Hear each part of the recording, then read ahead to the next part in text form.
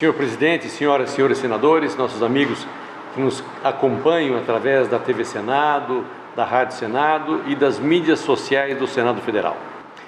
O relatório bimestral de avaliação de receitas e despesas entregues pelo Ministério da Economia ao Congresso Nacional no dia 22 de julho traz algumas informações que são motivo de preocupação para o governo e também para nós parlamentares.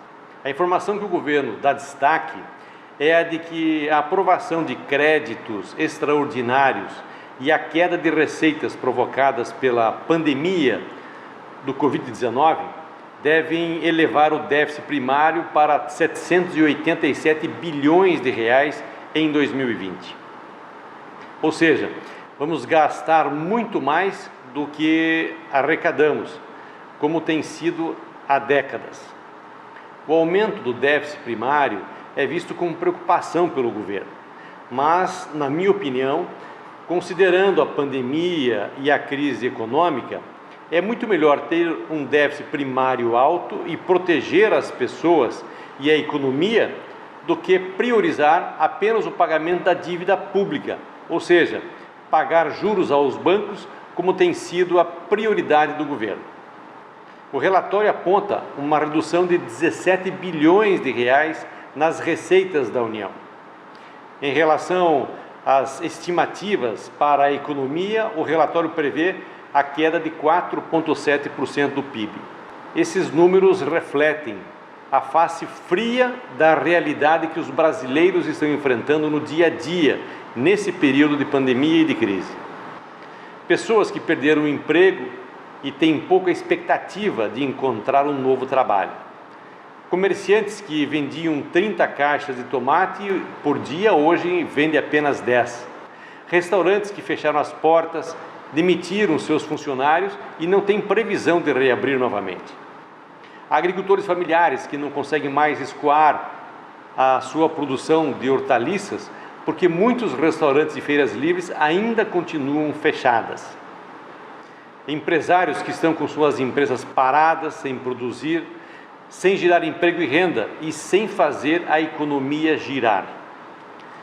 Esse é o cenário da recessão, da crise econômica decorrente da pandemia, que está apenas começando, no meu entendimento, e que vai agravar nos próximos dias e nos próximos meses, como já nos mostram as provisões ou as previsões do Ministério da Economia e também do mercado. Por isso, defendo a prorrogação do auxílio emergencial de R$ 600 até o final deste ano e sua transformação num programa permanente de renda mínima, num programa de Estado, não de um programa de governo. Repito, isso pode até representar um aumento nas despesas do governo, um aumento do déficit primário, mas entendo que dessa forma o governo pode evitar uma redução na arrecadação, além de aquecer o comércio e toda a nossa economia. Considero razoável um aumento no déficit primário em ano de pandemia, quando precisamos salvar vidas, socorrer as pessoas e as empresas que as empregam. É muito mais prudente preservar a saúde da nossa população e da nossa economia do que priorizar o pagamento de juros da dívida interna, da dívida pública, do que entregar todo o nosso dinheiro na mão dos bancos. Outra coisa importante para evitar a quebradeira das empresas é a admissão em massa de trabalhadores e a ampliação dos recursos para o PRONAMP, para que as micro e pequenas empresas acessem esse crédito emergencial. Além disso, é preciso ampliar todas as linhas de créditos do BNDES. O governo precisa fazer com que os recursos que estão parados nos fundos, nos bancos e nas reservas de capital, que são do povo brasileiro, passem a circular na economia de maneira mais rápida. Se o dinheiro for para o consumo e se as empresas também obtiverem o crédito emergencial, tudo indica que a recessão poderá ser menor e que a recuperação da economia pode ser ainda mais rápida.